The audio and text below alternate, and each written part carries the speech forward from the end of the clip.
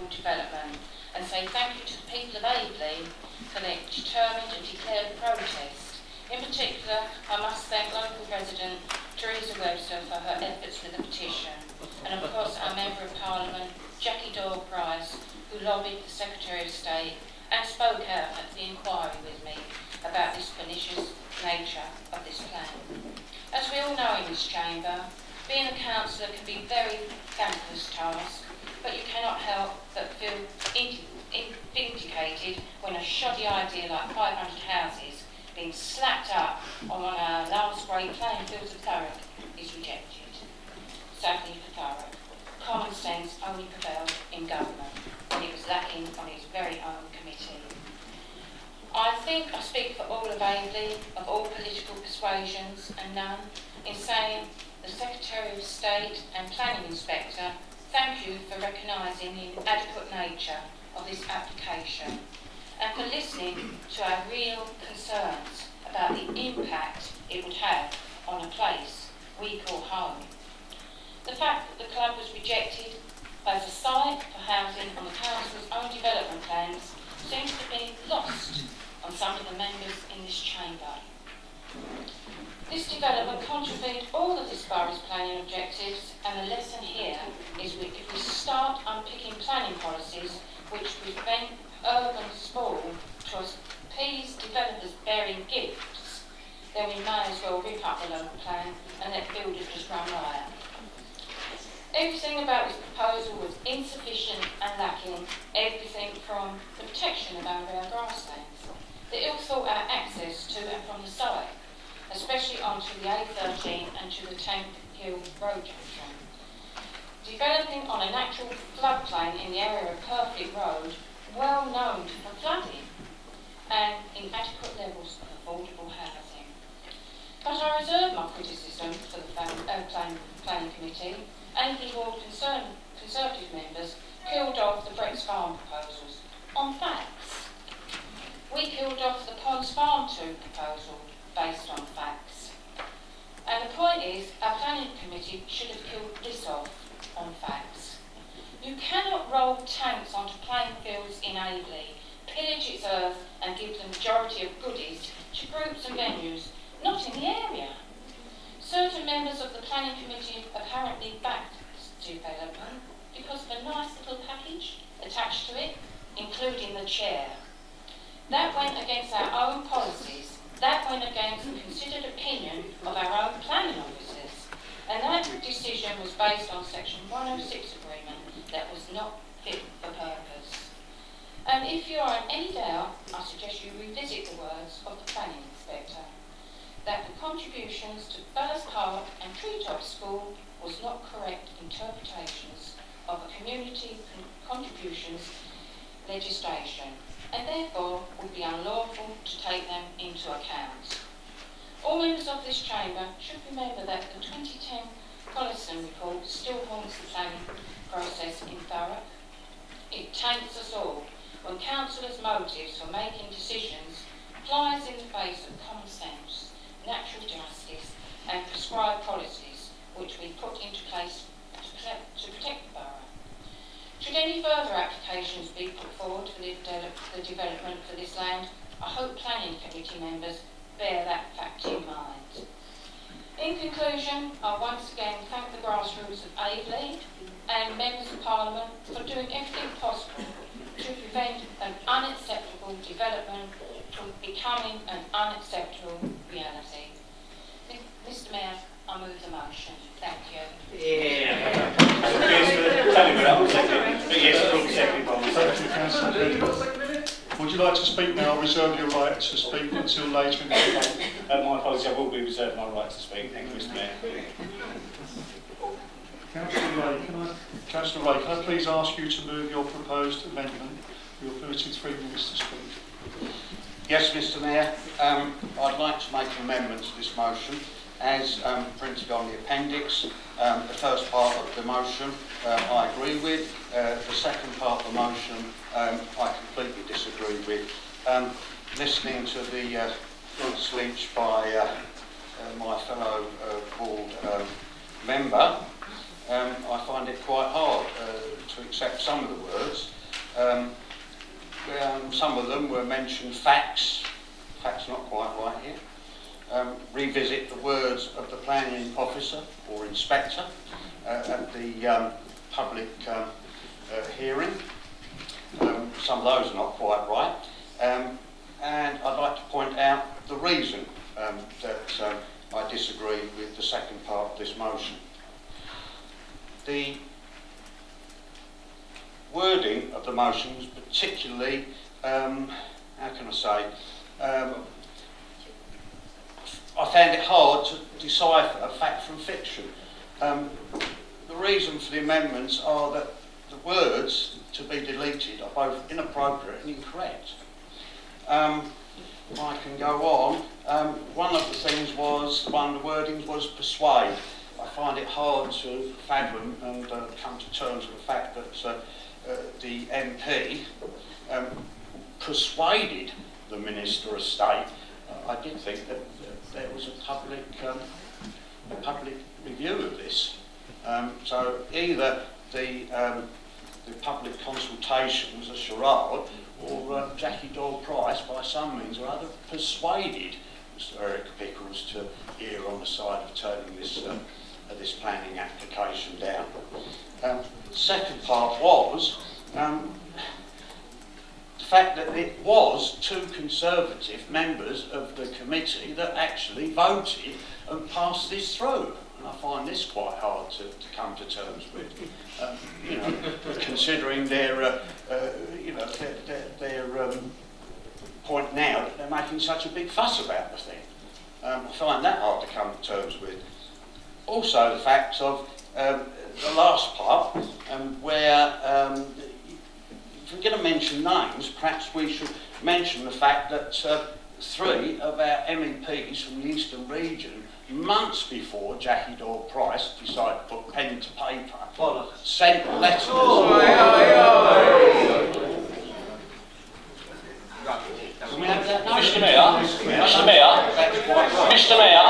Mr Mayor, I'd like to call the point of order and ask for this twerp to be removed from the council chamber.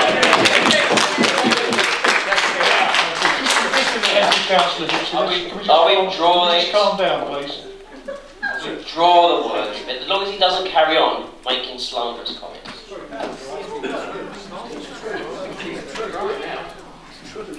Can we just calm down, please? Was that an apology, Mr Coxall? Yeah, I've withdrawn the comment. Thank you.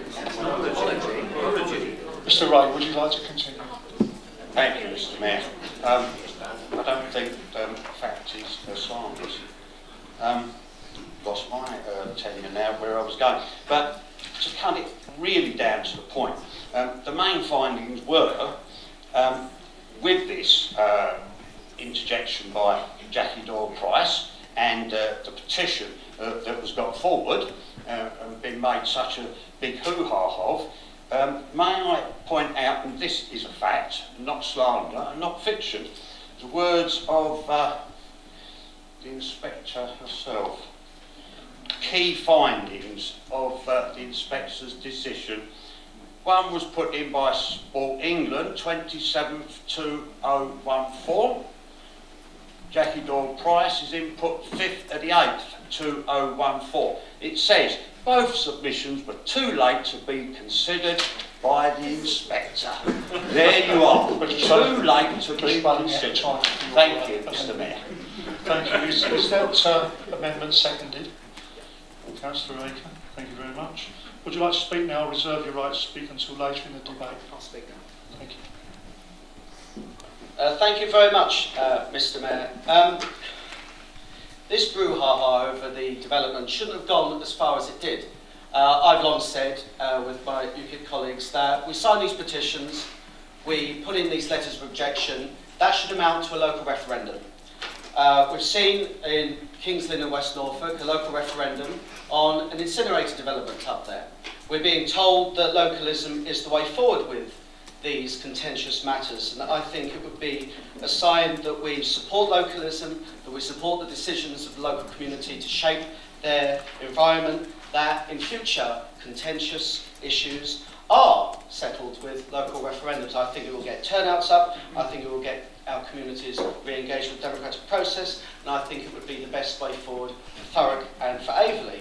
But if we're going to celebrate anyone's powers of persuasion, maybe our MPs' times would have been better working on the Conservative colleagues who voted for the planning motion, rather than leaving Aveley in limbo while this development worked its way to the top of government. So I support Councillor Ray's amendment, and I hope my colleagues in the Council will do the same. Thank you. Thank you, Councillor Raker. Does any other member wish to comment on the motion? Councillor Gleadhill? Just for clarification, Mr Mayor, we are talking about the amended motion. We are talking about the amended motion. Thank you, Mr Mayor. I will not be supporting the amended motion. I think it is important that the Secretary of State and our MP are thanked in relation to this. I have unfortunately mixed feelings about the words of Councillor Raker. I wholeheartedly support the idea of local referendums. There is so much more we should be doing on such major planning applications, not just holding them here, holding them in the community in which they're going to affect, and making sure that all members have a say in these applications, not just the one where it sits. It's no good having an application in one area where the road is in a completely different ward and their members are not allowed to speak honestly on the impacts. A lot's been said about the members of the Planning Committee, and actually I'm a bit disgusted that anybody thinks pressure should be put on by an MP or the Secretary of State on any member of the Planning Committee. It's nearly a quasi-judicial committee. It should be and must be independent from outside influence. The Collison report fairly clear on that, and I'm quite disgusted that members want to think perhaps we should do this when it suits us and perhaps we shouldn't when it doesn't. I'm also a bit concerned that Councillor Ray has pretty much accused the MP of breaking the law and asking the Secretary of State to do her a favour. That's certainly not the way our MP works, or indeed any MP works, and I find that thoroughly disgusting. Whilst it may not have warranted the outburst from earlier, it really is quite despicable that this is being put forward. So no, I will not be supporting this, and I will make sure that both the MP and the Secretary of State hear our thanks. Thank you. Thank you, Councillor Gleadhill. Councillor Kent? Thank you, Mr Mayor. I find it very odd, for a start, that Councillor Gleadhill thinks it's disgraceful that somebody should suggest the MP put pressure on members of the Planning Committee, but it's quite appropriate for her to persuade the Secretary of State when he's acting in his quasi-judicial role too. Mr Mayor, I don't think anybody will be surprised to learn that I will be supporting the amendment this evening. I don't think many people would expect me to extend my gratitude to the Member of Parliament on this, or I have to say pretty much any issue at the moment, but that doesn't mean that I have nothing to say. I have read the inspector's report, and for those of you that haven't, I'd say the following. It states that the application was called in, and I quote, because the proposal concerns conflict with national policies on important matters, unquote. No mention whatsoever of the role of the Member of Parliament there. As Councillor Ray has already said, it does, however, point out that representations from the Member of Parliament were too late to have been considered. Mr Mayor, there's one other thing that I would highlight this evening, and that is considering the Member of Parliament's continual disgraceful attempts to undermine this authority and the integrity of the Planning Committee, something that I am shocked that Councillor Pearce has continued to do this evening. So I would point to the comment in the Inspector's report, and again I quote, there is no evidence that the decision of the Council's Planning Committee was taken other than on genuine planning grounds and properly. Mr Mayor, these decisions we all know are very, very difficult. And views on developments like this cross party boundaries. Indeed, Conservative members of the Planning Committee supported this application, as did Labour members, as did the independent member of the Planning Committee. Now, I do have to finally, I think, ask, why is it that the Conservative Party, who nationally and our Member of Parliament locally harp on about localism and the importance of taking decisions at a local level, but when they think they see a few votes in making a fuss, they decide that centralism is the only way forward? Mr Mayor, all of us as politicians are guilty at times of political expediency. That's something we all have to consider and own up to. But I do have a problem with blatant hypocrisy, and this is nothing more than that.